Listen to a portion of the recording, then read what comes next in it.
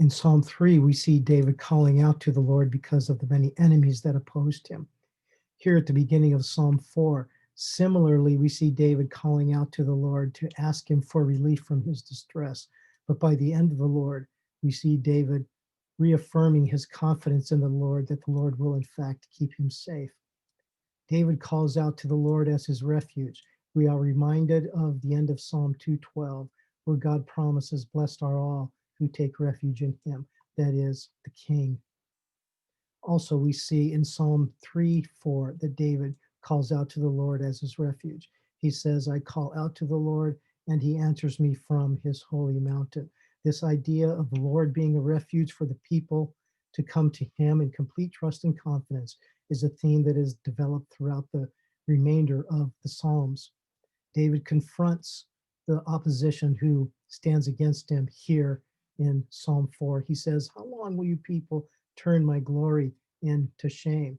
This idea of my glory is alluded to in Psalm 3:3, where David says, "But you, Lord, are a shield around me, my glory, the one who lifts my head high."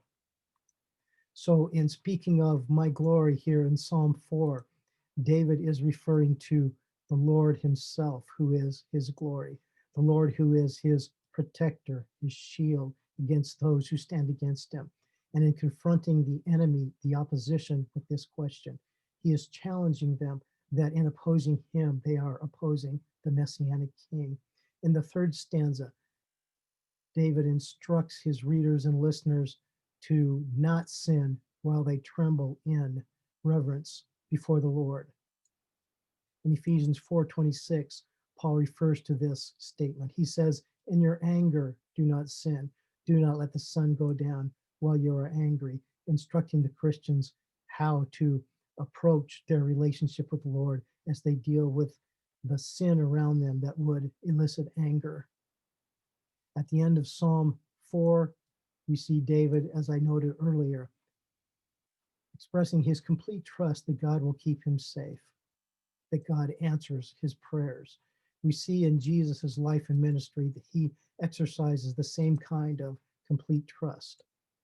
For instance, in John 11, John records a situation in which Jesus raises Lazarus from the dead. Just prior to that, Jesus prays. He calls out, as John says, "Father, I thank you that you have heard me. I know that you always hear me." Psalm 4 alludes to the Messiah's confidence, his complete trust in God, that God would hear his prayer when he called out to him. And in so doing, through David's eyes, as he looked forward to the Messianic King, we too can pray the same words because Jesus stood in our place with the same, or with the confidence and trust that we often ourselves do not have, but simply have to call out to God for our relief. But in calling out to God, we do express our trust. We do express our faith, our confidence that God will in fact hear, even in the midst of the most difficult of circumstances, even when the enemies seem to stand against us and we have no hope, nowhere else to turn.